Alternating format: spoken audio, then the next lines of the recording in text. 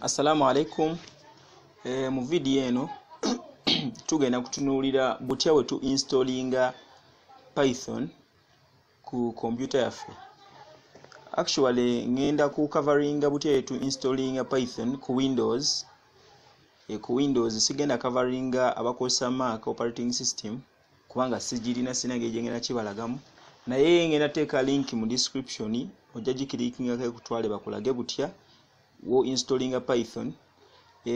By the way ku Mac OS Python yagirako lwakuba kugirako Python version 2.7 neka tugenda laba butya we tu installing a Python 3 kuba gwe tugenda okudiringa naye mwe mu zino series.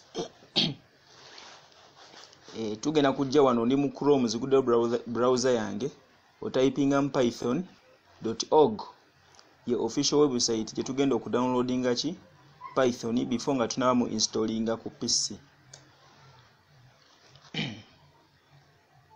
Netiwaka yange erimu wansi eriko wansi naye tujja kumikirizaamuko. Kati yeno official website yetugenda okudownloadinga ki Python. Bweti wefaanana osobola okunavigatinga nolaba ebintu ebyenjawulo ebiriko documentation n'ebifaanana we bityo. Naye nga tugenda wano ku downloads oteekako mouse bwoti.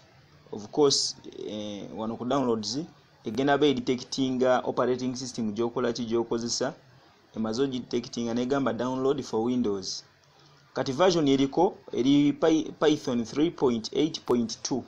Probably wonalabira video ene yinza obanga si version eriko tekiba na buzibu naye nga downloadinga version esinga bachi latest ye version ye Python 3 okilikinga wano ki download olukulikinga waneno ku kino ekigambo Python 3.8 e downloadingirawo. In my case nabadde namaze dde okugidownloadinga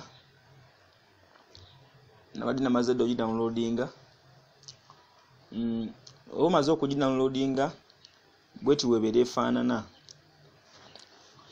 Katugenda kugi installinga okilikinga kweno exe file gye tu downloadinze wegikilikingako egenda popping up window bweti.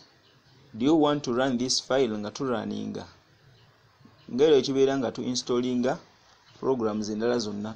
Ya wano waliwo kye tulina okwetegereza wano kano ka screen ketuwadde tulina kye tulina okwetegereza. Kye tulina okwetegereza wano eno olina okucheckinga wano add Python 3.8 to path kabeera unchecked naye okacheckinga. Ensonga lwaki tukacheckinga tujja giraba kuba tulina etugenda otuuka nga twagala kuraninga Python ku command line obanga tuwacheckinga kantu kaneeno bigenda tutawanyeyo mu maaso okukola ki okonfiguringa. Kasita omala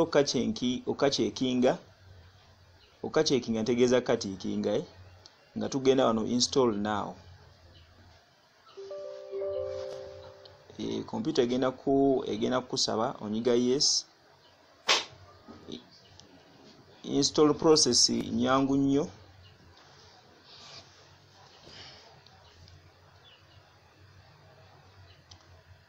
Tugirindamuko wetwogerera batugambye setup was successful. Mu kaseera kano Python yaba amaze okubeera nga ali installed ku computer yo era nga oli ready okubanga okola ki ng'otandika omuraninga. Tujjawo bineeno. Kati okuraninga Python ku computer yo ogenda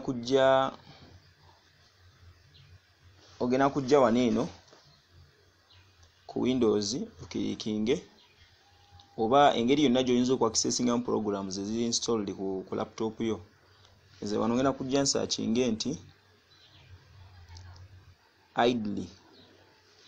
By the nga tunabagenda eyo ogenda tusooke tugulewo command line typinga cmd ndagiraninga nga administrator.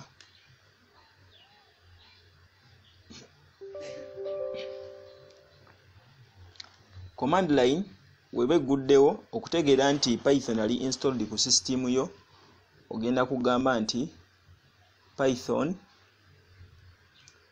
-- version. Ndowooza olaba wano endeetedde nti Python 3.8.2 ekitegeeza Python abeera ki? Abeera installed. Naye waba tali installed agenda kuleetera ki? Error. Kati okakasiza ddala nti Python ali installed ku system yaffe, tugenda kujja wano typinga mu Python ku command line, typinga mu Python n'onyiga enter. Kati tuba tuvudde command line nga tuzze